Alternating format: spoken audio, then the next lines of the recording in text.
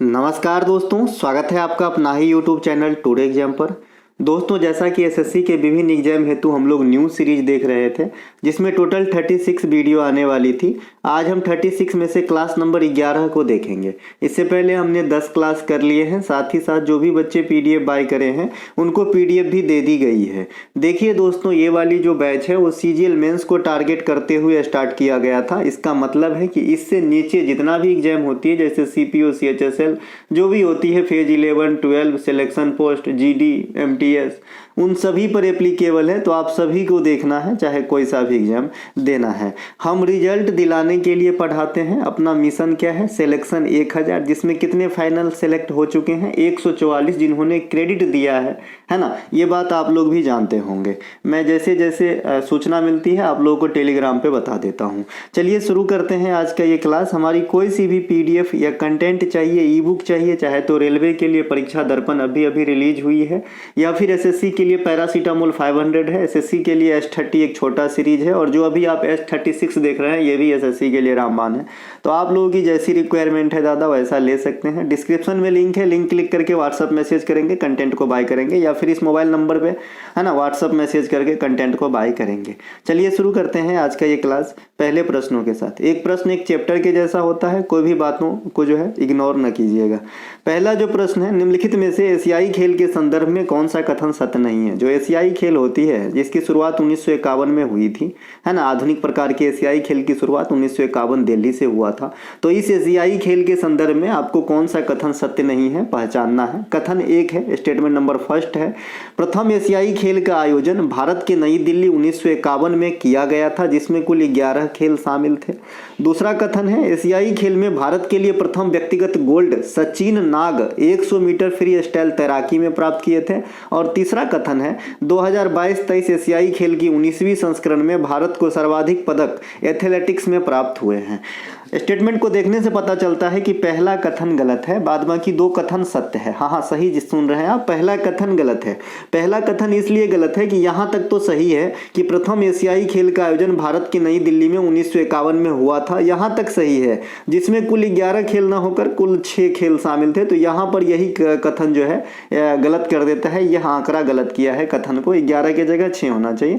तो पहला नंबर आपका आंसर हो जाएगा। बाद बाकी स्टेटमेंट 2 और 3 जो है दोनों सत्य है अपने जगह। एशियाई खेल में पहला व्यक्तिगत गोल्ड सचिन नाग जो 100 मीटर फ्री स्टाइल तैराकी में प्राप्त किए थे, और जो 2022 वाला एशियाई खेल था जो कोरोना महामारी के कारण 1 साल डिले हुआ था और 23 में कराए गए थे, ये 19वीं संस्करण थी एशियाई खेल का, और इसमें भारत को सबसे अधिक पदक एथलेटिक्स में प्राप्त हुए थे, 29 पदक। तो ये बात भी आपको ध्यान रखना है। तो वो पहला आपका आंसर हो गया।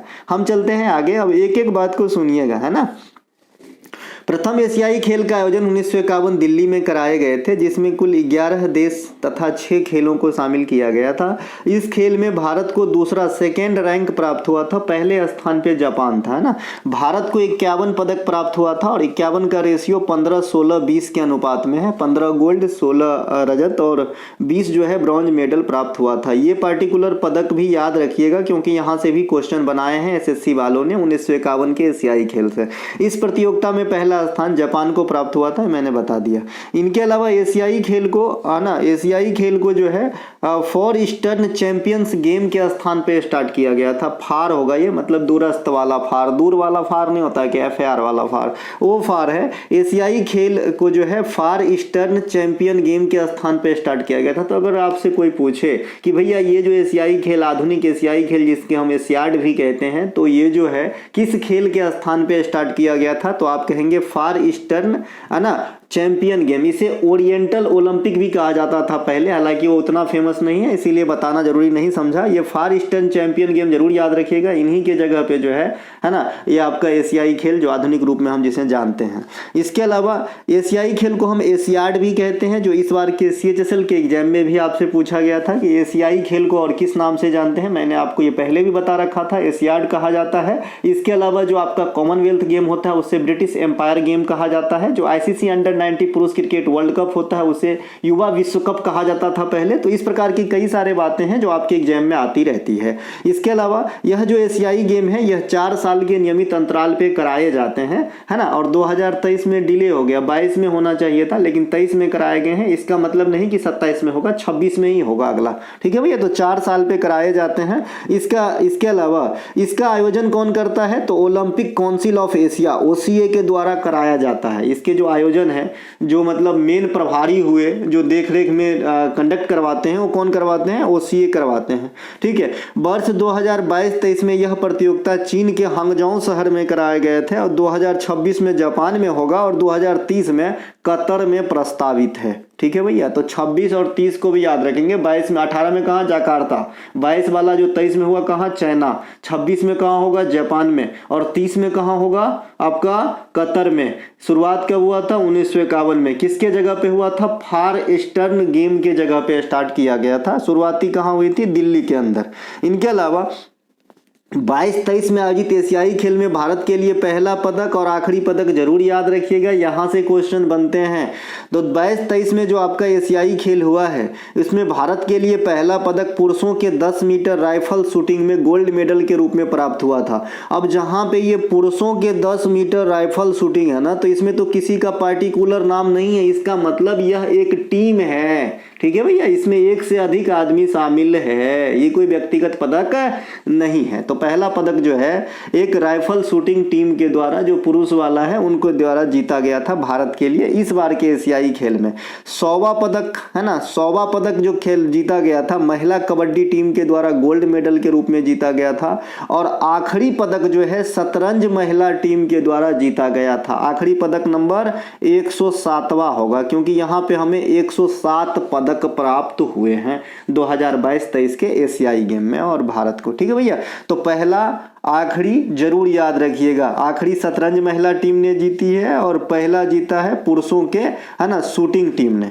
इनके अलावा ओलंपिक 2022-23 में भारत को सबसे अधिक पदक, यहाँ ओलंपिक के जगह पे एशियाई खेल लिखिएगा, ठीक है, एशियाई खेल होगा। एशियाई खेल 2022-23 में भारत को सबसे अधिक पदक एथलेटिक्स में प्राप्त हुए हैं 29 पदक, जो आपके स्टेटमेंट में भी दिया गया था। जबकि सबसे अधिक गोल्ड मेडल निशानेबाजी में प्राप्त हुए हैं। अगर ओवरऑल सबसे अधिक पदक किस खेल में आया इस बार के एशियाई खेल में, तो आप कहेंगे एथलेटिक्स में। लेकिन पार्टिकुलर सबसे ज्यादा गोल्ड किस खेल में आया, तो कहेंगे शूटिंग में, निशानेबाजी में। दोनों बातें अलग अलग है। 2022-23 में भारत को जो है 107 पदक, जिसके रेशियो 28, 38 और 41 है। 28 गोल्ड है, फिर 38 रजत है और 41 आपका ब्रांज मेडल है। पदकों के साथ भारत को चौथा स्थान हासिल हुआ है, इसे ध्यान रखेंगे, ठीक है। इनके अलावा एशियाई खेल में भारत के लिए व्यक्तिगत गोल्ड जीतने वाले प्रथम महिला कमलजीत संधू है, VVI करके रखेंगे। रूपा उन्नीकृष्णन बताया था इससे पहले, जो आपका जो राष्ट्रमंडल खेल होते हैं उसमें जो है रूपा उन्नीकृष्णन मैडम व्यक्तिगत गोल्ड जीतने वाली बनी थी, तो वो मैंने पहले बता दिया था, तो आपसे पूछ लिया था। इसके अलावा अवनी लखेरा को याद रखेंगे, जो पैरा ओलंपिक है उसमें व्यक्तिगत गोल्ड जीतने वाली महिला अवनी लखेरा है, उन्हें भी ध्यान रखेंगे, ठीक है। और व्यक्तिगत गोल्ड जीतेंगे राष्ट्रमंडल खेल में कौन, आपका मिल्खा सिंह पुरुष में, ठीक है। तो अभी हम एशियाई खेल की बात कर लेते हैं। तो एशियाई खेल में व्यक्तिगत गोल्ड जीतने वाली प्रथम महिला कमलजीत संधू है, 1970 में जीती थी। बैकांक एशियाई खेल में 400 मीटर के दौड़ में गोल्ड मेडल प्राप्त की थी। एशियाई खेल में प्रथम व्यक्तिगत पदक जीतने वाली महिला रोशन मिस्त्री है।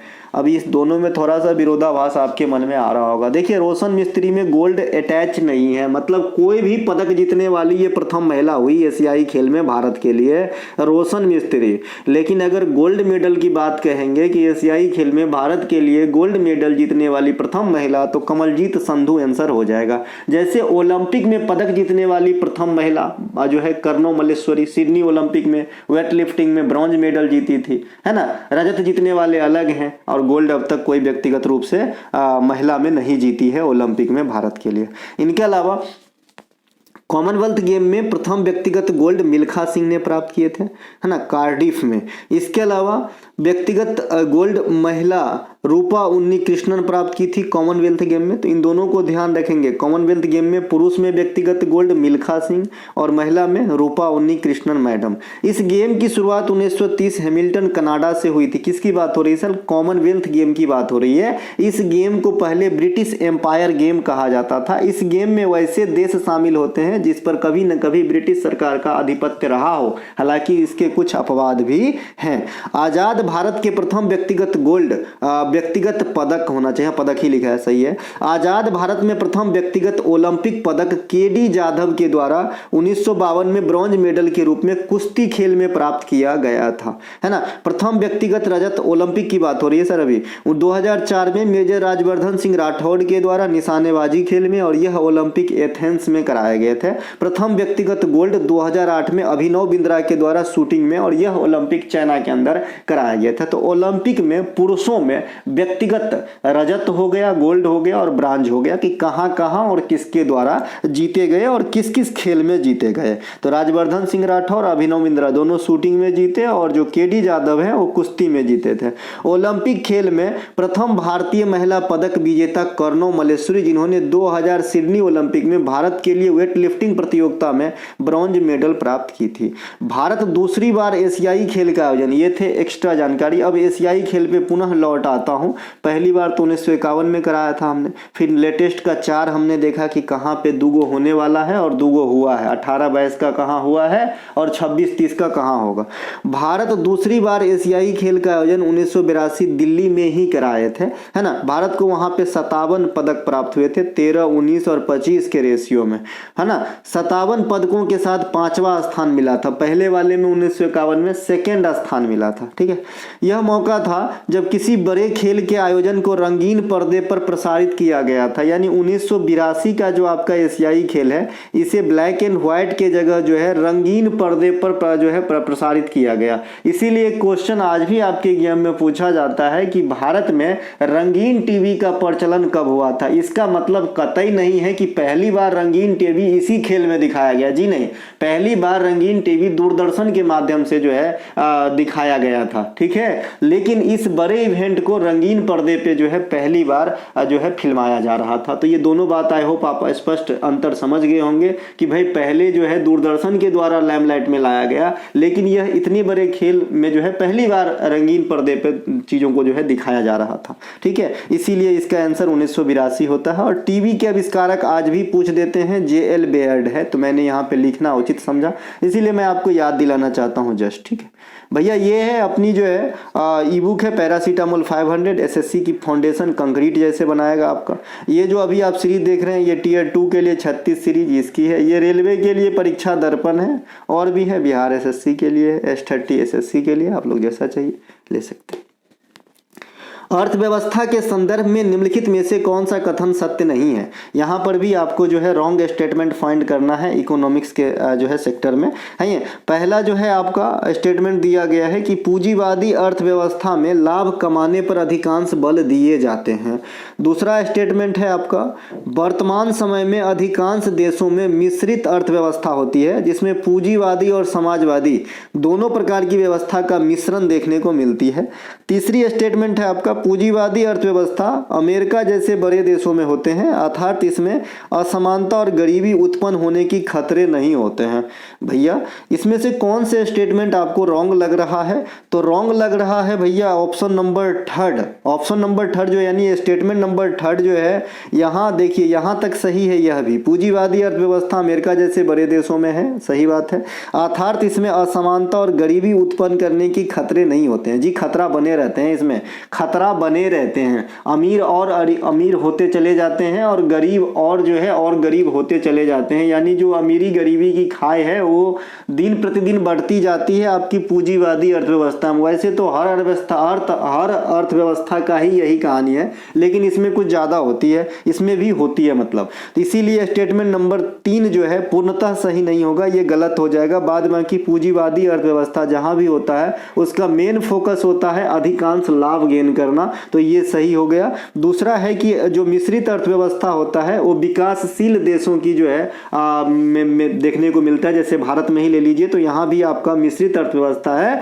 इसमें आपको पूंजीवादी और समाजवादी दोनों का मिक्सअप देखने को मिलेगा। तो स्टेटमेंट नंबर 3 जो है आपका रॉन्ग है, इसीलिए आंसर है। इनके अलावा पूंजीवादी अर्थव्यवस्था में उत्पादन के साधन पर अधिकांश हिस्सों पे, जो भी उत्पादन के साधन है उनका जो भी भाग है, जो भी हिस्सा है, उसके अधिकांश हिस्सों पर किसका अधिकार होता है सर? तो निजी स्वामित्व होते हैं, यानी जो है प्राइवेट फर्म का अधिकार होता है। ठीक है मेरे भाई, एक सेकेंड समझे। तो जो पूंजीवादी अर्थव्यवस्था है उसमें अधिकांश जो है पावर किस में होते हैं? निजी स्वामित्व में होते हैं। अर्थात इस प्रकार की अर्थव्यवस्था में सरकारी हस्तक्षेप कम होती है, यानी सरकारी का जो दायरा है वो थोड़ा ढीला रहता है, आप थोड़ा स्वतंत्र फील करते हो ऐसी अर्थव्यवस्था में।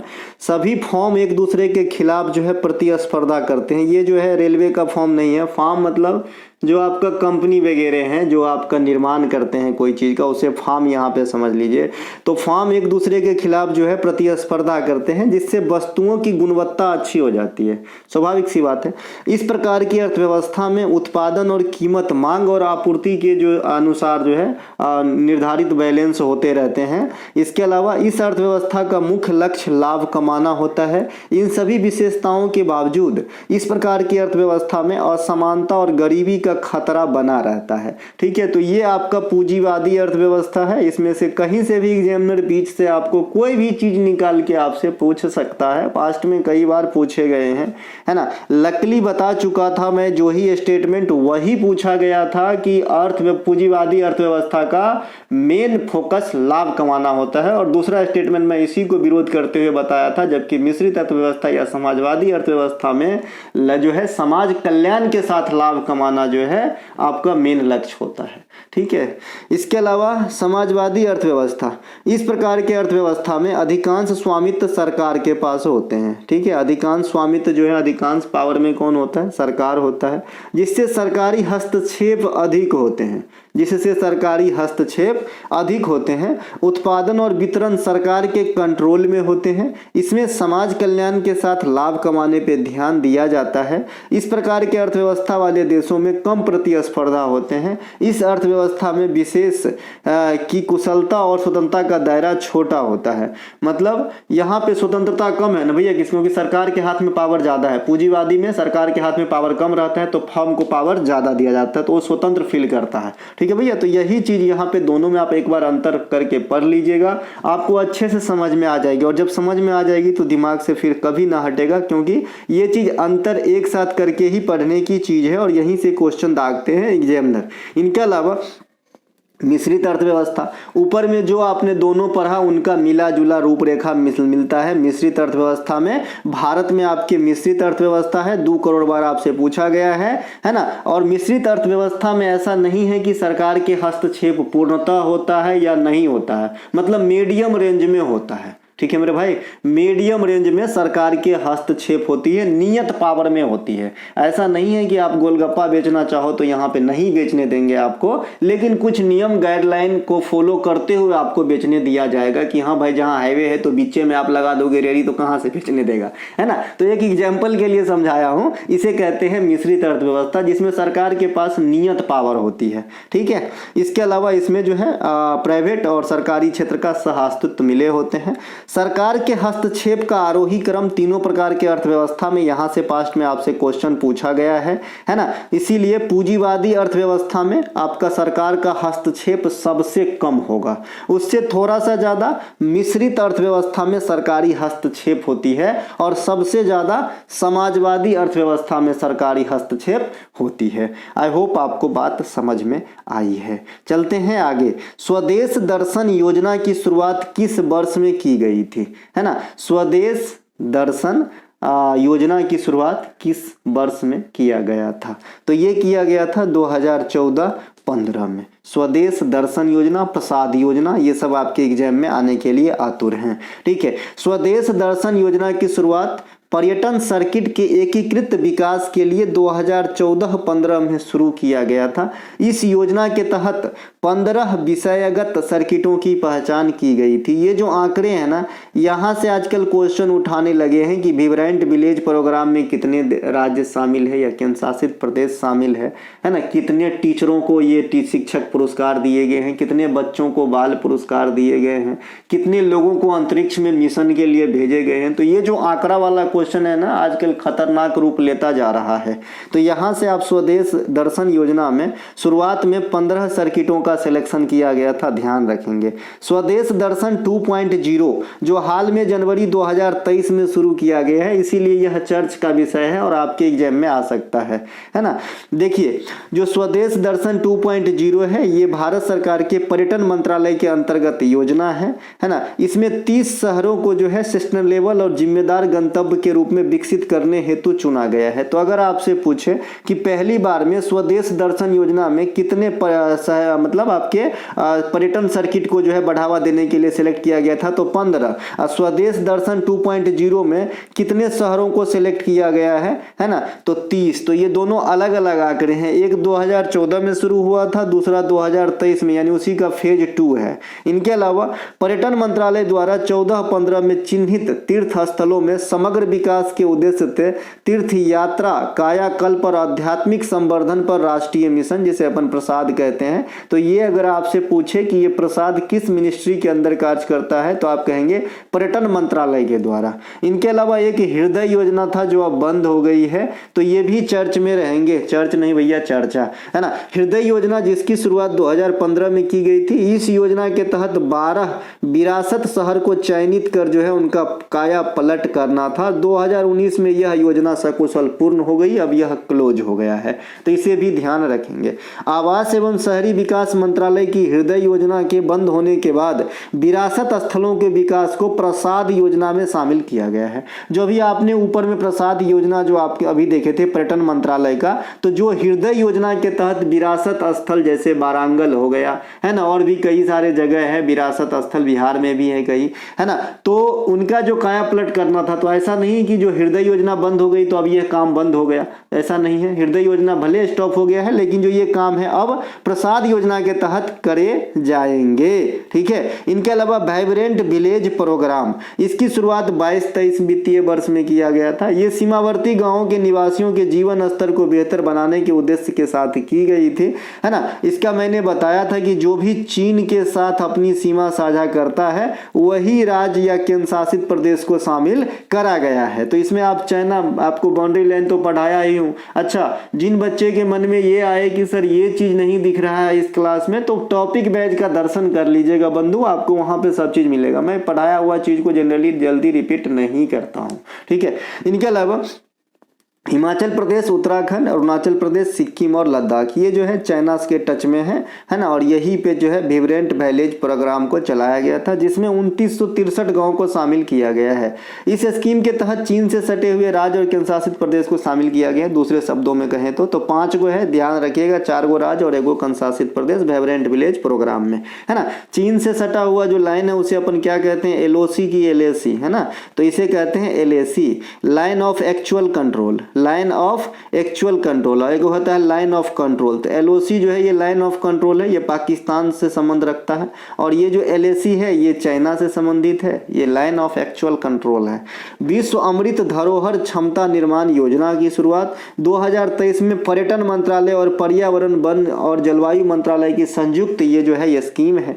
संपूर्ण देश में रामसर स्थलों की प्रकृति पर्यटन क्षमता का उपयोग कर स्थानीय समुदायों के लिए आजीविका का अवसरों में वृद्धि करना, यह अमृत धरोहर निर्माण योजना का जो है उद्देश्य है। तो यहाँ से क्या क्वेश्चन बनेंगे सर कि अमृत धरोहर निर्माण योजना किससे संबंधित है, तो रामसर साइट के जगह पे जो है आजीविका का मतलब स्रोत को उगाही करना, और ये किस मंत्रालय के अधीन कार्य करता है, तो पर्यटन और पर्यावरण मंत्रालय का जो है संयुक्त परिक्रम है। परिक्रम ही बोलेंगे ना, पराक्रम बोलेंगे, क्या बोलेंगे भाई, पराक्रम बोलेंगे, ठीक है।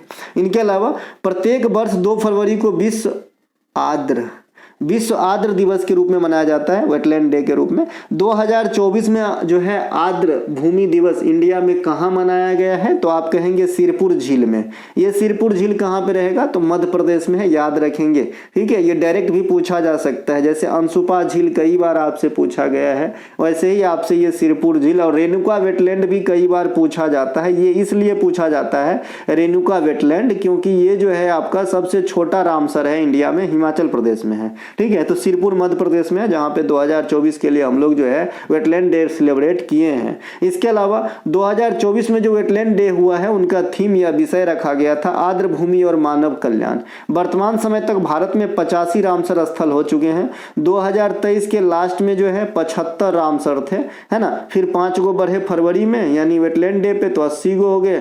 फिर 2 गो बढ़े तो 82 गो हो गए, और फिर 3 गो बढ़ गया है तो हो गया है 85। चलते हैं आगे। अगला है किस कोशिकांग में राइबोसोमल आरएनए होता है जो राइबोसोम के निर्माण में मदद करती है। अब नाम से स्पष्ट है, राइबोसोमल आरएनए जो राइबोसोम होती है, जिसे प्रोटीन की फैक्ट्री भी कहती है ना, तो उसके निर्माण में मदद करती है। तो ये किस कोशिकांग में होता है, तो ये कोशिका के न्यूक्लियस में पाए जाते हैं, केंद्रक में पाए जाते हैं। केंद्रक में डीएनए भी पाए जाते हैं जो आपका आनुवांशिक जानकारी देने के लिए जिम्मेवार है। तो डीएनए भी केंद्रक में रहता है, और डीएनए के अलावा जो है राइबोसोमल आरएनए भी रहता है जो राइबोसोम के निर्माण में मददगार है। देखिए सेल से मैंने बेसिक क्वेश्चन, इसकी खोज किसने किया, ये कितने प्रकार के होते हैं, प्लांट वाला और जंतु वाला। प्लांट वाले में क्या पाया जाता है, सेल वॉल पाए जाते हैं। इसके अलावा सेल वॉल किसके बने होते हैं, यूकेरियोटिक में और प्रोकैरियोटिक में। यूकेरियोटिक क्या होता है, प्रोकैरियोटिक क्या होता है। यूकेरियोटिक होता है जनरली बड़े जानवर या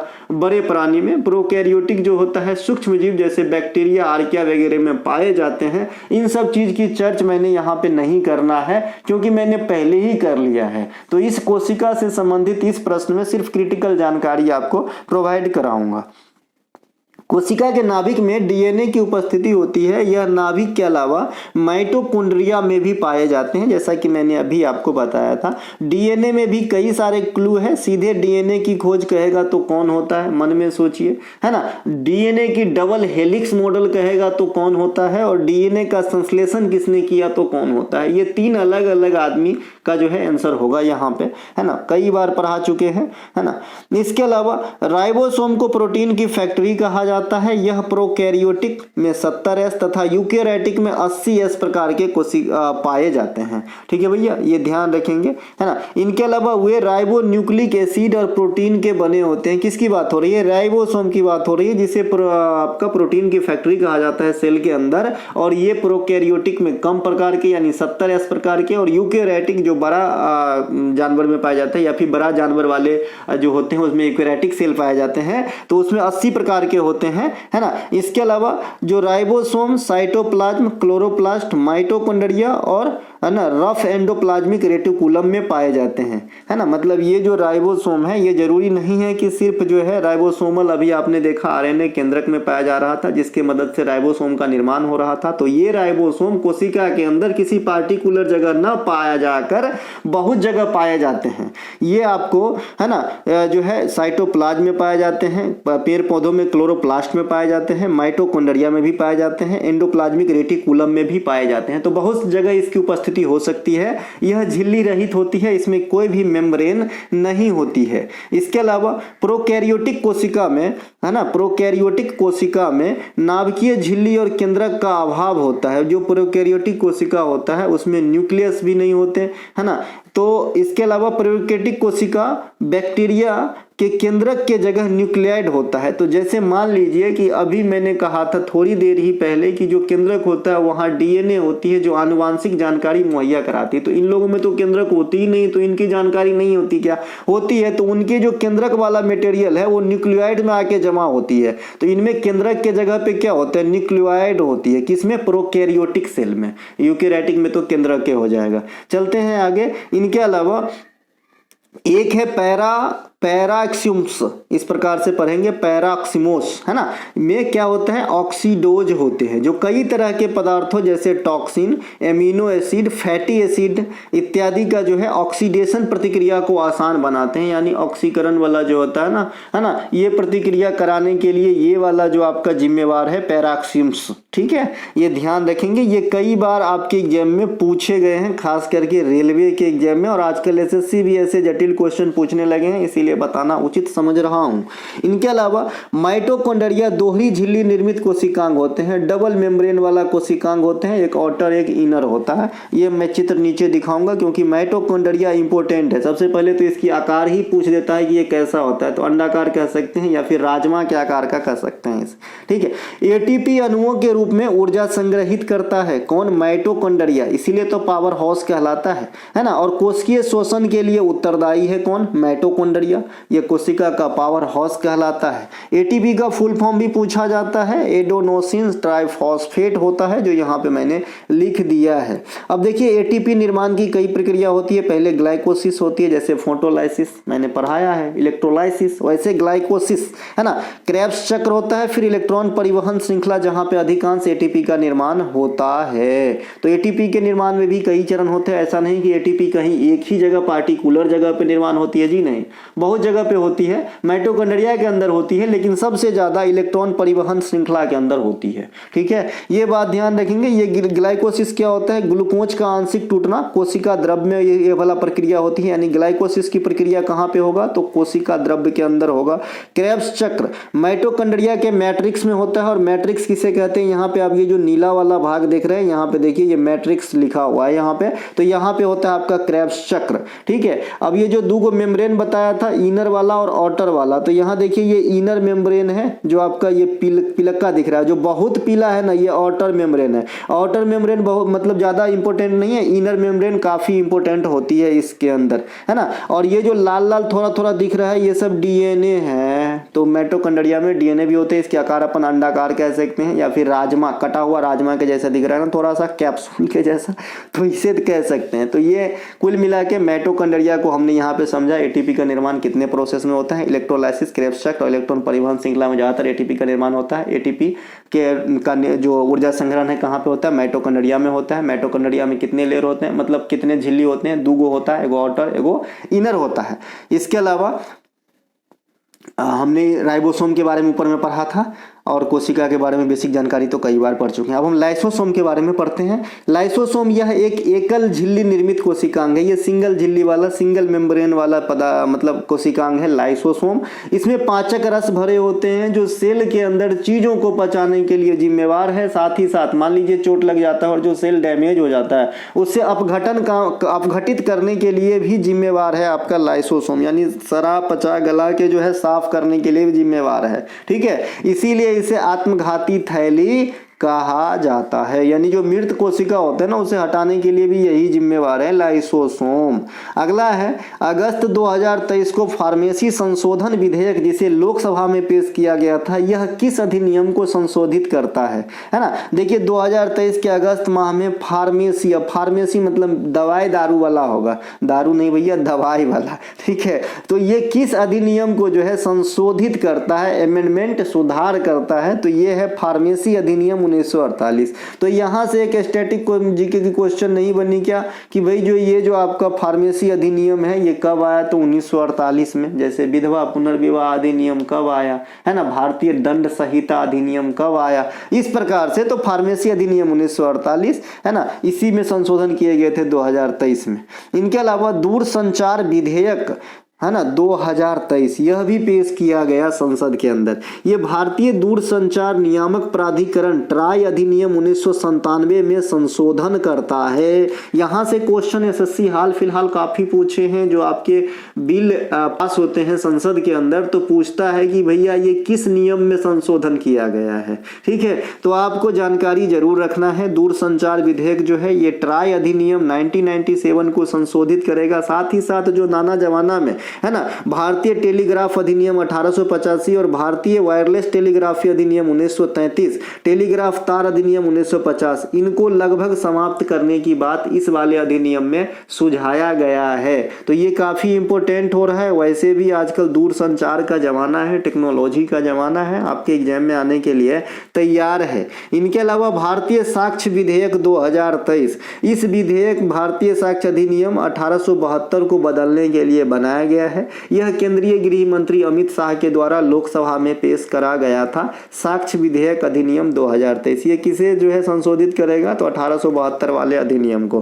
भारतीय न्याय संहिता 2023 ये आपको है ना मॉडिफाई करेगा, किसे, भारतीय दंड संहिता, ठीक है, इसे मॉडिफाई करेगा। ये भी पेश किया गया था संसद के अंदर। इसके अलावा सबसे इंपॉर्टेंट, आधा बच्चा समझ ही नहीं पाएगा कि ये कौन सा विधेयक है, जैसे निरसन और संशोधन विधेयक अधिनियम 2023। क्या है कि बहुत सारे ऐसे चीज हैं जिसका कोई यूज नहीं होता था, यूजलेस होता था, तो वैसे 76 अनावश्यक चीजों को जो है ना निरस्त करने का प्रावधान इस विधेयक के द्वारा लाया गया था, जिसे हम निरसन और संशोधन विधेयक अधिनियम 2023 नाम देकर के जो है संसद में पेश किए थे। अगला है all India depressed class federation की स्थापना किस शहर में किया गया था। The all India depressed class, अब डिप्रेस्ड क्लास से आप समझ गए होंगे, लेकिन रुकिए ऐसा जो है 3, 4, 5 शीर्षक से किताब है या फिर जो गठन किया गया है ना, 3, 4, 5 शीर्षक है, सेम थोड़ा सा एक आध अक्षर का जो है आपका अंतर मिलेगा, तो थोड़ा आराम से। The all India depressed class federation की स्थापना ये मुंबई में करा गया था, भीमराव अंबेडकर के द्वारा करा गया था। तो जब द ऑल इंडिया रहेगा तो भीमराव अंबेडकर साहब 1920 ईस्वी में किए थे, है ना, और बम्बई में किए गए थे। ज्यादातर इस प्रकार की जो संस्था है ये बॉम्बे में ही स्थापित किए गए थे। The all India depressed class association, देखिए फेडरेशन था तो भीमराव अंबेडकर साहब किए थे, और एसोसिएशन है तो गांधी साहब किए हैं 1932 में, ठीक है, ये भी मुंबई में ही किया गया है ना। तो दोनों बात ध्यान रखेंगे, गांधी जी किए थे 1932 में, अंबेडकर सर किए थे 1920 में, है ना, दोनों के दोनों मुंबई में, दोनों का नाम काफी मैच कर रहा है। The all India depressed class federation, all India depressed class association वाले गांधी जी, फेडरेशन वाले अंबेडकर साहब। इनके अलावा डिप्रेस्ड क्लास मिशन, यहाँ भी डिप्रेस्ड क्लास है लेकिन ये मिशन सोसाइटी है, इसकी स्थापना 1906 में BR सिंधे के द्वारा, ये भी मुंबई के अंदर ही किया गया था। तो ये तीनों मिलता जुलता नाम है, तो तीनों को एक ही ना मिलाना, तीनों का ईस्वी भी अलग है और फाउंडर भी अलग है। इनके अलावा सत्यशोधक समाज 1873, ये ज्योतिबा फुले के द्वारा मुंबई में स्थापित किए गए थे। ज्योतिबा फुले ने एक किताब लिखी जिनका नाम गुलामगिरी है, और ये मराठी भाषा में लिखा गया था। न जाने कितनी बार आपके एग्जाम में पूछा गया था। अंबेडकर साहब का भी एक किताब पूछा जाता है, वेटिंग फॉर वीजा, उसे भी ध्यान रखिएगा। बहिष्कृत हितकारिणी सभा का गठन 1924 में भीमराव अंबेडकर के द्वारा मुंबई में किया गया था। 1927 में भीमराव अंबेडकर ने मंदिर प्रवेश या मंदिर शुद्धि आंदोलन चलाए थे, तो ये दोनों ध्यान रखेंगे, बहिष्कृत 1924, मंदिर प्रवेश 1927। इनके अलावा ईस्ट इंडिया एसोसिएशन की स्थापना 1866 में दादा भाई नौरोजी ने लंदन के अंदर किया था। ये क्वेश्चन आपके शायद MTS में पूछा गया था। इनके अलावा दादा भाई नौरोजी को भारत का वयोवृद्ध पुरुष कहा जाता है। इन्होंने भारतीय राष्ट्रीय कांग्रेस में 1, 2, 3 बार जो है अध्यक्षता किए थे। इन्हें भी ध्यान रखेंगे, जो है सबसे पहले राष्ट्रीय आय का जो अनुमान है इन्होंने ही लगाया था। नेटाल भारतीय कांग्रेस की स्थापना 1894 में महात्मा गांधी के द्वारा दक्षिण अफ्रीका के अंदर किया गया था। गांधी जी का पहला आंदोलन साउथ अफ्रीका में 1906 के दरमियान में किया गया था। इसके अलावा भारत जब 1915 में लौट जाते हैं, है ना, तो लौटने के बाद 1917 में बिहार के चंपारण में, है ना, तिनकठिया पद्धति जो नील से के खेती से संबंधित है तो उनके लिए जो है सत्याग्रह किए थे। और पूर्णतः पूरे देश स्तर पे पहला जो आपका आंदोलन था गांधी जी का, वो कौन सा था, असहयोग आंदोलन, ठीक है। तो ये दोनों ध्यान रखेंगे। जो चंपारण सत्याग्रह है वो तो रीजनल हो गया, क्षेत्रीय हो गया, क्योंकि ये बिहार विशेष में किसी पार्टिकुलर जगह से संबंधित है। जबकि जो असहयोग आंदोलन जो 1920 में हुआ था, ये पूरे देश स्तर के आंदोलन थे। गदर पार्टी की स्थापना लाला हरदयाल 1913 में सैन फ्रांसिस्को अमेरिका के अंदर किए थे। अगला है, निम्नलिखित में से कौन सा कथन सत्य नहीं है। पहला स्टेटमेंट है, केंद्रीय सतर्कता आयोग अधिनियम 2023 के अनुसार एक केंद्रीय सतर्कता आयुक्त के अलावा 3 सतर्कता आयुक्त की नियुक्ति की जाती है, यानी 1+3 इस स्टेटमेंट के अनुसार आपका केंद्रीय सतर्कता आयोग अधिनियम 2003 में दर्शाया गया है क्या। दूसरा स्टेटमेंट है, रिजर्व बैंक ऑफ इंडिया में एक गवर्नर के अलावा 4 डिप्टी गवर्नर होते हैं क्या। और तीसरा स्टेटमेंट है, जीएसटी परिषद में कुल 31 सदस्य केंद्र शासित प्रदेश और राज्यों से चुने जाते हैं। तो इसमें पहला स्टेटमेंट गलत हो जाएगा बंधु। कैसे गलत हो जाएगा, तो जो केंद्रीय सतर्कता आयोग अधिनियम 2003 है, इनके द्वारा जो केंद्रीय सतर्कता आयोग की संरचना है ये 1+2 के रेशियो में है, यानी एक केंद्रीय सतर्कता आयुक्त होगा, सीवीसी होगा, और 2 सतर्कता आयुक्त होंगे। ठीक है, रिजर्व बैंक ऑफ इंडिया में 1 गवर्नर होते हैं श्रीमान जी, और 4 डिप्टी गवर्नर होते हैं, अपने जगह सही है। जीएसटी परिषद में टोटल 33 सदस्य होते हैं, जिनमें 2 केंद्र सरकार के होते हैं तथा 31 में जो है स्टेट और यूटी मिले होते हैं। तो स्टेट और यूटी का ही यहाँ पे दिया है कि 31 सदस्य जो है केंद्र शासित प्रदेश और राज्यों से चुने जाते हैं, तो अपने आप में यह भी सही है। तो स्टेटमेंट नंबर 1 कैसे रॉन्ग हुआ आपको लिख दिया हूं, बता भी दिया हूं।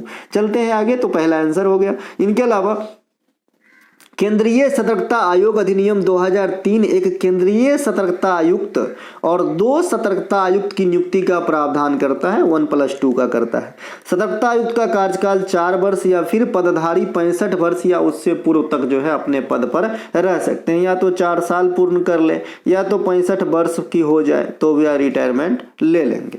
इनके अलावा केंद्रीय सतर्कता आयुक्त और सतर्कता आयुक्त की नियुक्ति राष्ट्रपति के द्वारा, अब यहाँ पे बहुत बच्चा नहीं समझ रहे होंगे, देखिए केंद्रीय सतर्कता आयुक्त लिखा है, मतलब ये अध्यक्ष है, इन तीनों में सबसे हेड है, समझे ना। घर में एगो सबसे हेड आदमी होता वैसे ही, और 2 सतर्कता आयुक्त होगा जो उनके छोटे होंगे, तो इसे डिप्टी सतर्कता आयुक्त आप समझ सकते हैं मन में 2 मिनट के लिए, वैसा इनका नाम नहीं है ऑफिशियल। ठीक है, तो सतर्कता आयुक्त अलग होते हैं, केंद्रीय सतर्कता आयुक्त अलग होते हैं। तो 1 होते हैं केंद्रीय सतर्कता आयुक्त और 2 होते हैं सतर्कता आयुक्त, जिसकी नियुक्ति कौन करते हैं, राष्ट्रपति के द्वारा एक समिति के सिफारिश पे किया जाता है। और यहां से आपसे क्वेश्चन CHSL ने पूछा था कि इस समिति में कौन कौन भाग लेते हैं जो केंद्रीय सतर्कता आयुक्त की नियुक्ति की सिफारिश करते हैं। तो इसमें प्रधानमंत्री तो होते ही होते हैं जो अध्यक्षता संभालेंगे इस समिति का। नहीं समझ में आया, देखिए नियुक्ति करता है राष्ट्रपति, किसके, 3 आदमी का, 1+2 जो होता है, 1 केंद्रीय सतर्कता आयुक्त और 2 सतर्कता आयुक्त, इसकी नियुक्ति करेंगे राष्ट्रपति। लेकिन ये भी विचाराधीन है किससे, एक कैबिनेट पे,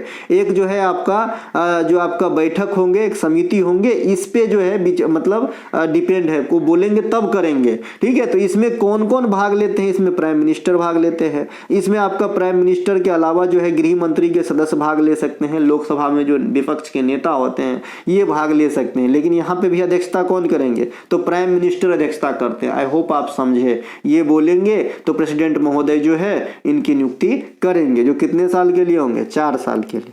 मार्च 2024 में जो है करंट से क्वेश्चन बनेगा और ये चर्चा में भी रहेगा। मार्च 2024 में श्री AS राजीव को सतर्कता आयुक्त के रूप में नियुक्त किए गए हैं। वर्तमान में केंद्रीय सतर्कता आयुक्त श्री प्रवीण कुमार श्रीवास्तव जी हैं, तो इन्हें भी ध्यान रख लेंगे। CVC को सरकार द्वारा फरवरी 1964 में संथानम समिति की अध्यक्षता वाली जो है ना, के अनुसार जो है इसे लाया गया था 1964 में। यहां से संथानम समिति किससे संबंधित हो गई, तो केंद्रीय सतर्कता आयोग से। ठीक है, जैसे कलेक्टर समिति GST से संबंधित होते हैं, है ना। इनके अलावा संसद द्वारा अधिनियमित केंद्रीय सतर्कता आयोग अधिनियम 2003 के द्वारा इसे संवैधानिक दर्जा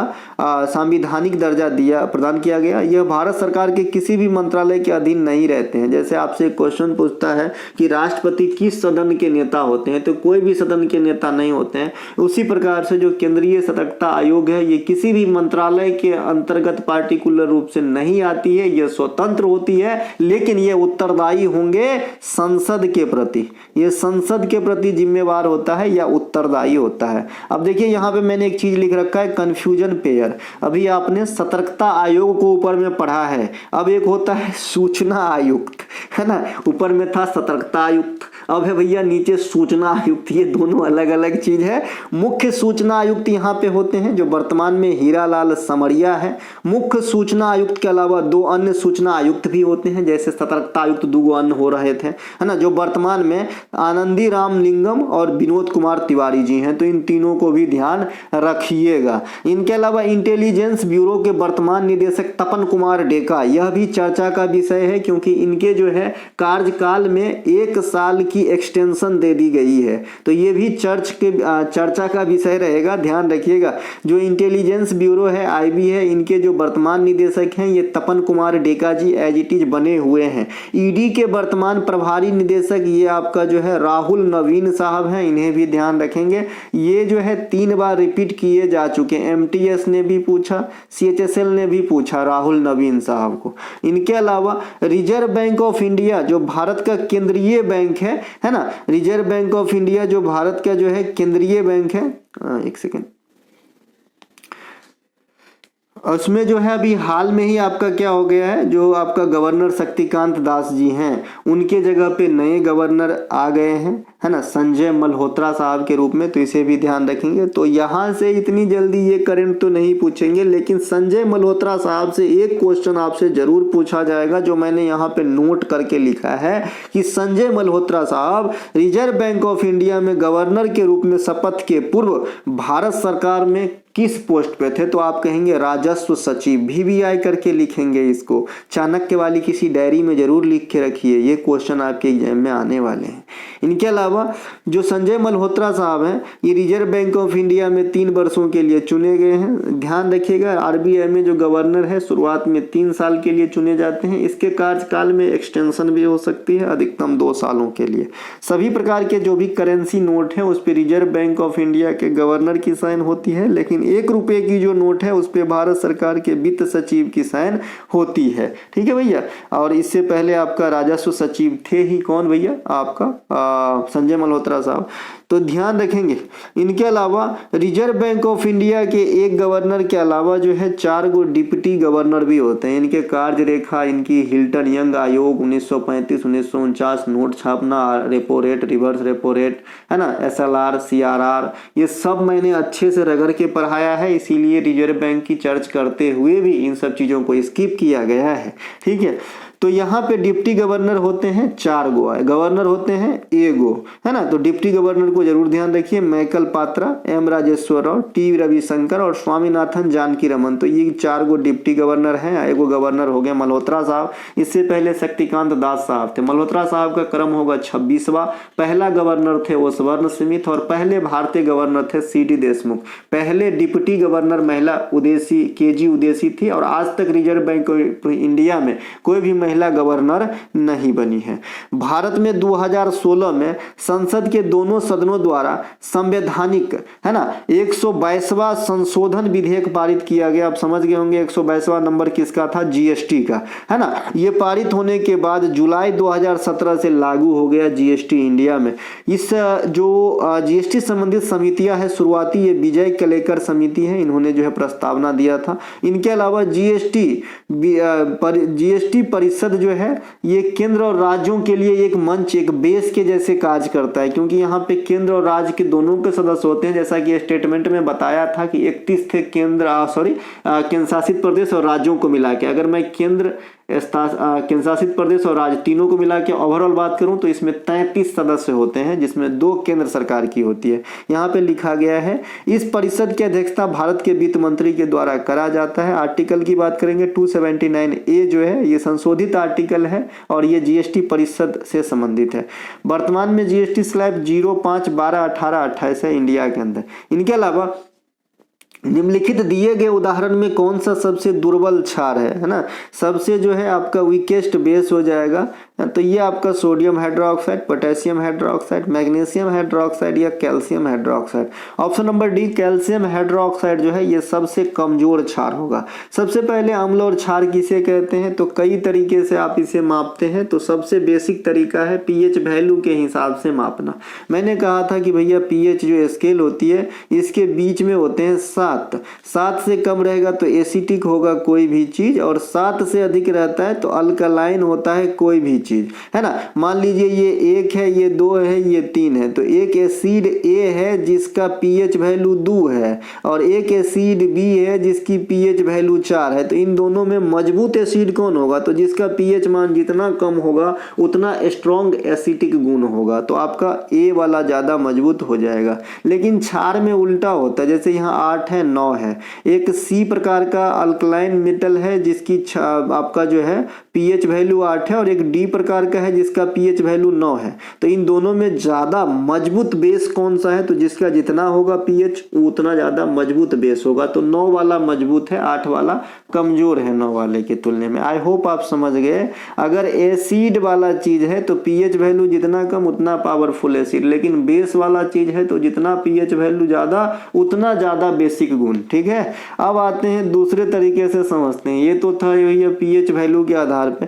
प्रबल क्षार किसे कहते हैं, ऐसे क्षारीय पदार्थ जो जल में पूर्ण रूप से विलय होती है, पूर्णतः घुल जाती हो, जिसके परिणाम स्वरूप अधिक मात्रा में हाइड्रोक्साइड आयन OH- उत्पन्न होती है। 7 से अधिक पीएच मान वाले सभी तत्व क्षारीय प्रवृत्ति की होते हैं। जिस तत्व की पीएच मान जितनी अधिक होगी उतने ही अधिक क्षारीय पदार्थ होगा। तो पीएच वाले लिहाज से तो हमने समझ लिया था। दूसरा है कि जो चीज जल में जितनी ज्यादा घुलेगी उतनी ज्यादा जो है आपका अल्कलाइन होंगे, ऐसे आप समझिएगा। इनके अलावा दुर्बल क्षार, इसे क्षारीय पदार्थ जल में कम मात्रा में विलय होती है, यह कम मात्रा में हाइड्रोक्साइड आयन का निर्माण कर पाता है, अर्थात यह दुर्बल है। अगर पीएच के रिलेशन से देखें तो इसका पीएच जो है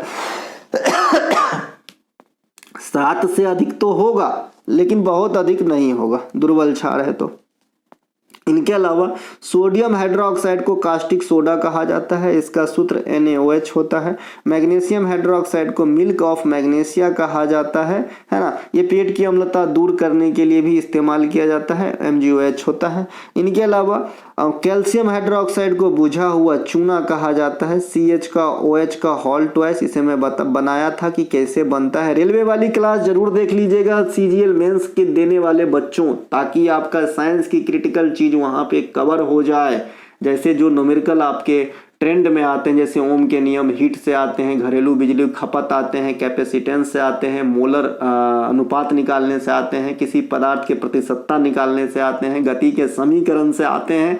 ये सभी मैंने वहां पे पढ़ा रखा है मेरे बंधु मेरे भाई। ठीक है, तो जरूर देखिएगा रेलवे वाला सीरीज, ताकि आपका साइंस अधिक से अधिक क्लियर हो जाए, है ना। देखिए पढ़ाई का आप चाहेंगे कि अब मैंने जो लिखा है वही देखना है, क्योंकि मैं सिंगल पढ़ाता हूँ और बहुत लिमिट पढ़ाता हूँ। अगर साल में आप देखें तो मैं साल में जो है 50 से 60 क्लास ही पढ़ाता हूँ। ठीक है, और कहीं कहीं तो ऐसे इंटरप्राइजेज है जो एक दिन में 50 वीडियो अपलोड जाती है भाई। तो आदमी की दिमाग है कि प्रेशर कुकर कितना पढ़ेगा, तो हम वही पढ़ाते हैं जो एग्जाम में आएगी। तो इग्नोर ना करें, जो भी वीडियो अपलोड होती है तो जरूर देखें। ठीक है, इसके अलावा खाने वाले soda, sodium bicarbonate, sodium hydrogen carbonate भी कहा जाता है, जबकि धोने वाले सोडा को सोडियम कार्बोनेट कहा जाता है। इनका सूत्र कई दफा बता चुके हैं। एक में H होता है जो बेकिंग सोडा होता है, जिसमें H नहीं होता वो जो है आपका धोने वाला सोडा। WPL के संदर्भ में कौन सा कथन सत्य नहीं है। देखिए WPL और IPL 2023 और 24 दोनों को जवान पे रखिएगा, काम आवेगी। पहला कथन है WPL 2024 में पर्पल कैप की विजेता स्मृति मंधाना थी, ये तो बिल्कुल गलत है। दूसरी है टूर्नामेंट का उद्घाटन मैच 23 फरवरी 2024 को M चिन्नास्वामी स्टेडियम बेंगलुरु में खेला गया था, है ना। टूर्नामेंट का उद्घाटन मैच 23 फरवरी 2024 की, यानी WPL 2024 की बात हो रही है कि पहला मैच चिन्नास्वामी स्टेडियम में खेला गया रहा का। तो भैया पहला जो है गलत है, दूसरा जो है सही है। WPL 2024 का फाइनल मैच अरुण जेटली मैदान में खेले गए थे, जो दिल्ली में है, जहां विजेता रॉयल चैलेंज बेंगलुरु RCB रही थी, जिसकी कैप्टन स्मृति मंधाना मैडम है, तथा उप विजेता दिल्ली कैपिटल रहे थे, जिनकी कैप्टन मेग लीनिंग रही थी। WPL IPL 2024 की कुछ प्रमुख विजेता और उनके अवार्ड, जैसे ऑरेंज कैप आपको एलिस पेरी को मिला था, पर्पल कैप श्रियंका पाटिल को मिला था, emerging player of the tournament Shriyanka Patil को मिला था, most valuable player of the tournament Deepti Sharma, fair play award royal challenge Bengaluru को मिला था। तो यहाँ पे जो है जो आपका ऑरेंज कैप है, पर्पल कैप है, जरूर याद रखिए 2024 से कम, है ना। ये दोनों याद रहेगा तो कम से कम छांट तो सकते हो ऑप्शन, है ना। इनके अलावा WPL की शुरुआत 2023 में किया गया था। प्रथम विजेता मुंबई इंडियंस रहे थे दिल्ली कैपिटल को हरा के। दिल्ली कैपिटल दोनों बार गए फाइनल में लेकिन नहीं जीते। 2023 में सबसे ज्यादा विकेट यानी पर्पल कैप होल्डर हेलू मैथ्यूज रही थी 2023 के लिए मुंबई इंडियंस से। सबसे ज्यादा रन जो है ऑरेंज कैप मिला है सबसे ज्यादा रन बनाने के लिए मेग लीनिंग को, दिल्ली कैपिटल्स को दिया गया था। 2023 की बात हो रही थी, 24 वाले पहले समझा दिए थे। इनके अलावा IPL 2024 का पहला मैच MA चिदंबरम स्टेडियम, जिसे चेपॉक स्टेडियम भी कहा जाता है, इसमें खेला गया था। ठीक है, रॉयल चैलेंज बेंगलुरु और चेन्नई सुपर किंग्स के बीच खेला गया था। फाइनल मैच इसी स्टेडियम पे खेला गया था, यानी IPL का शुरुआती मैच और फाइनल मैच दोनों एक ही स्टेडियम चेपॉक स्टेडियम चेन्नई पर खेला गया था। हालांकि दोनों में अलग अलग कैरेक्टर थे। पहले वाले में थे आपका चेन्नई सुपर किंग्स और RCB, और फाइनल में थे KK और SRH, है ना। IPL 2024 के विजेता रहे थे कोलकाता नाइट राइडर्स और उपविजेता सनराइजर्स हैदराबाद रहे थे। ऑरेंज कैप अपना बिरटू को मिला था, जबकि पर्पल कैप किंग्स 11 पंजाब के हर्षल पटेल को दिया गया था। इस सीजन के लिए सबसे महंगे खिलाड़ी मिशेल स्टार्क 24.75 करोड़ में KKR खरीदा था। और आपने जो है इसका कहीं ना कहीं फायदा भी देखा होगा। शुरुआत में तो लग रहा था कि ये नाम हंसा के जाएगा, लेकिन बाद में पता चला कि यार इतने पैसे लिए तो कुछ ना कुछ काम करके देंगे, और दिए भी। इनके अलावा IPL 2023 के विजेता चेन्नई सुपर किंग्स, है ना, गुजरात टाइटंस को हरा के 2023 में जो है लास्ट में आपने देखा होगा जडेजा का बाउंड्री, है ना। इसके अलावा ऑरेंज कैप के विजेता शुभमन गिल रहे थे 2023 के लिए, और पर्पल कैप के विजेता मोहम्मद शमी रहे थे 23 में। पर्पल कैप ज्यादा विकेट लेने वाले को, ऑरेंज कैप ज्यादा रन बनाने वाले को। IPL 2023 में सबसे महंगे खिलाड़ी रहे थे सैम करन, है ना।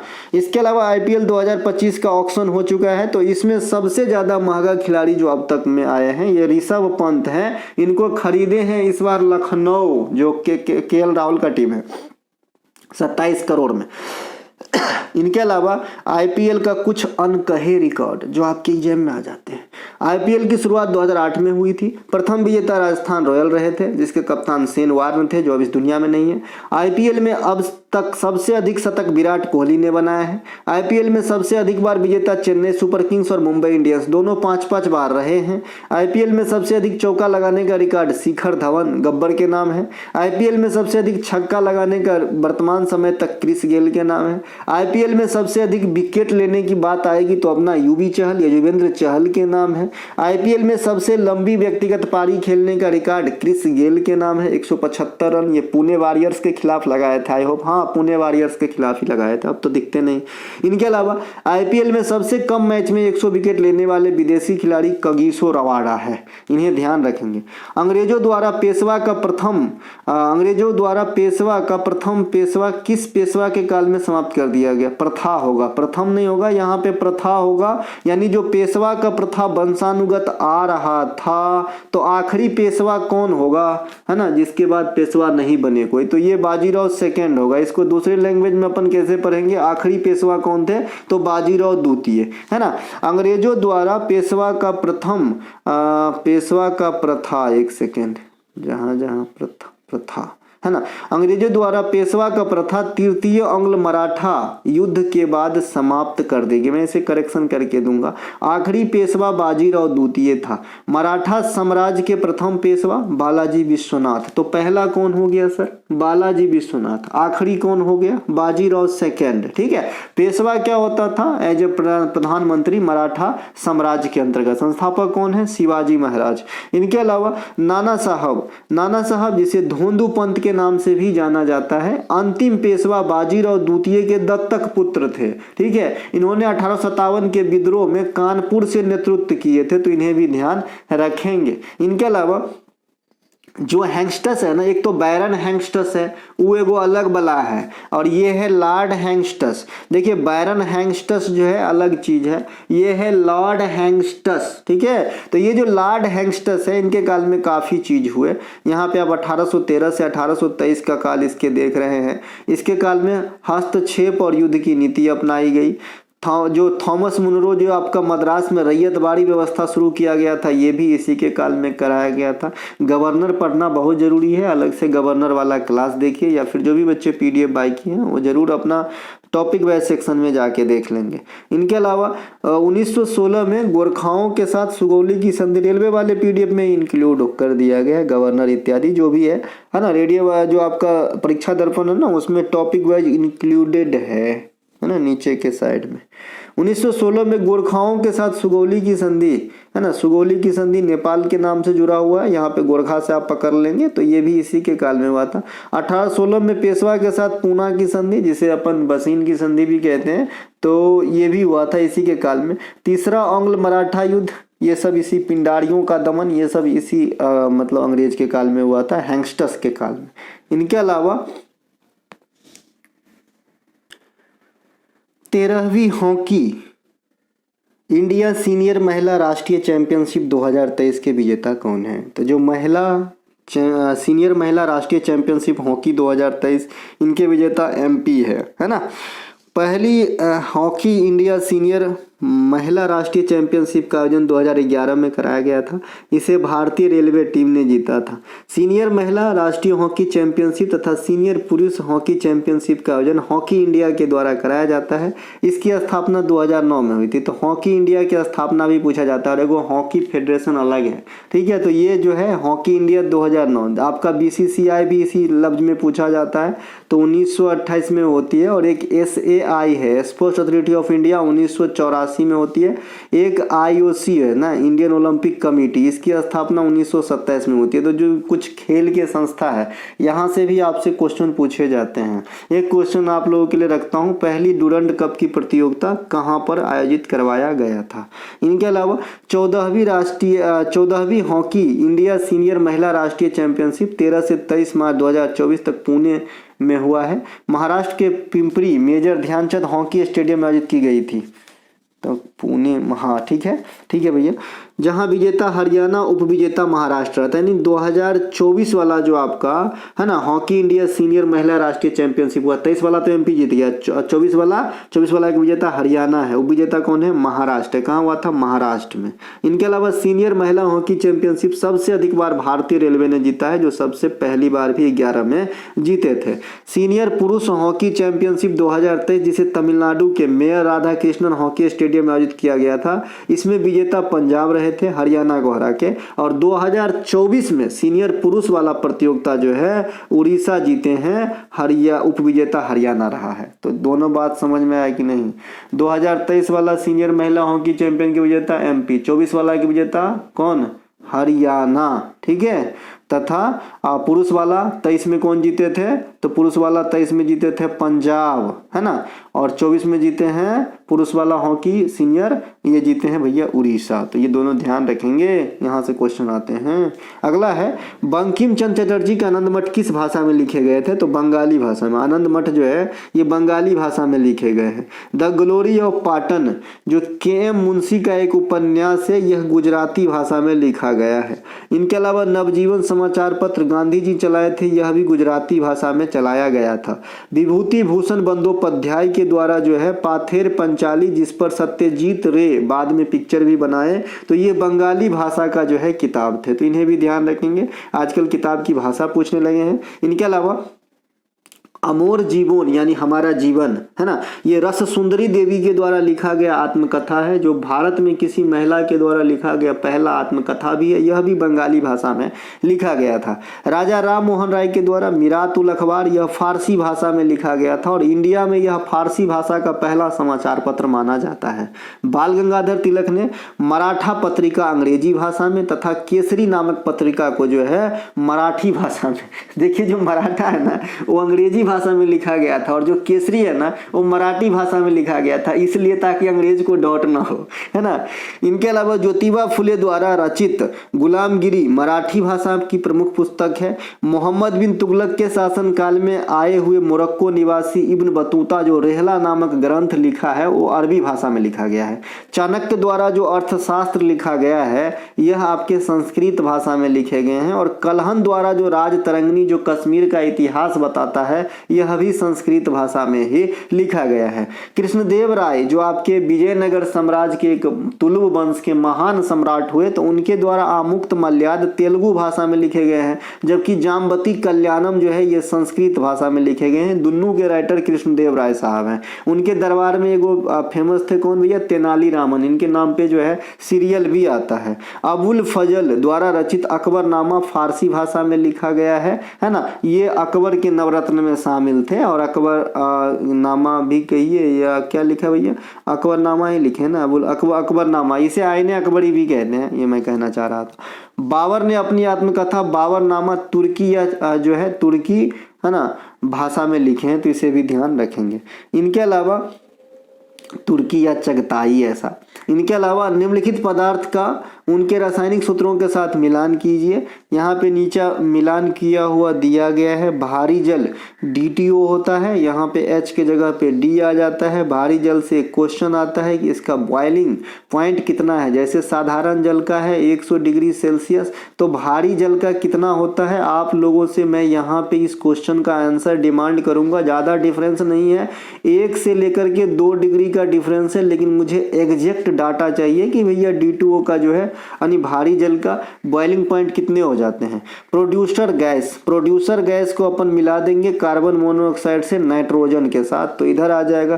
क्लोरोफॉर्म आपका CH-Cl3 हो जाएगा, है ना। क्लोरोफॉर्म को धूप में रखने से कौन सा गैस निकलती है, फॉस्फिन नामक विषैली गैस निकलती है, ये भी ध्यान रखेंगे, है ना। क्लोरोफॉर्म बेहोशी की स्थिति में लाने के लिए भी इस्तेमाल किया जाता था। मिथाइल आइसोसाइनाइट मिक ये CH3NC होता है, जो आपका भोपाल गैस त्रासदी में लीकेज हुआ था, जो यूनियन कार्बाइड फैक्ट्री से हुई थी। तो ये सभी बातें मैंने यहाँ पे जो एडिशनल बताया वो इंपोर्टेंट ही बताया है। हाइड्रोजन के 3 समस्थानिक होते हैं, द्रव्यमान संख्या अलग अलग परंतु परमाणु क्रमांक समान हो तो उसे समस्थानिक कहते हैं, है ना। जैसे प्रोटियम, ड्यूटेरियम और ट्रिटियम होते हैं। बुझा हुआ चूना का रासायनिक सूत्र ऊपर में बनाने का प्रोसेस भी बताया था कि जब जिंदा हुआ चूना CaO कैल्शियम ऑक्साइड को जल से प्रतिक्रिया कराया जाता है तो बुझा हुआ चूना प्राप्ति होता है। यह आपका उष्मा क्षेपी अभिक्रिया हो जाएगा, यानी इस प्रोसेस में उष्मा की प्राप्ति होती है।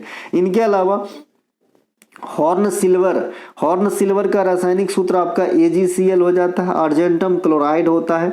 जल गैस का रासायनिक सूत्र कार्बन मोनोऑक्साइड का हाइड्रोजन के साथ होता है। लूनर कास्टिक या सिल्वर नाइट्रेट को AgNO3 कहते हैं। फिनॉल या कार्बोनिक अम्ल को C6H5OH कहते हैं, है ना। इसे हाइड्रोक्सिन बेंजीन भी कहते हैं। जैसा कि मैंने फंक्शनल ग्रुप इससे पहले वाली वीडियो क्लास नंबर 25 या 24 था रेलवे का, अच्छे से देख लेना बेटा, यहाँ से क्वेश्चन आती है। जो फंक्शनल ग्रुप होते हैं, चाहे अल्कोहल हो गया, बेंजीन हो गया, ईथर हो गया, कीटोन हो गया, मैं सब अच्छे से समझा दिया हूँ। एक बार देख लेने के बाद जो 8 से भी पढ़ा होगा ना, मैं कहता हूँ घींच तीर के मैट्रिक भी पास हुआ होगा, 8 से भी वो भी समझ लेगा, और इतना समझ लेगा कि एग्जाम में करावेगा, ठीक है। इनके अलावा क्लोरोफॉर्म का उपयोग निश्चितक के रूप में किया जाता है, और निश्चितक के रूप में मैंने पहले नाइट्रस ऑक्साइड को भी बताया, जो यहाँ भी लिखा है। नाइट्रस ऑक्साइड को हंसाने वाली गैस कहा जाता है, लाफिंग गैस भी कहा जाता है। इसके अलावा भोपाल गैस त्रासदी 1984 में मिक का रिलीज हुआ था, जो मैंने अभी ऑप्शन में ही बताया था। यह यूनियन कार्बाइड की फैक्ट्री से लीकेज हुई थी।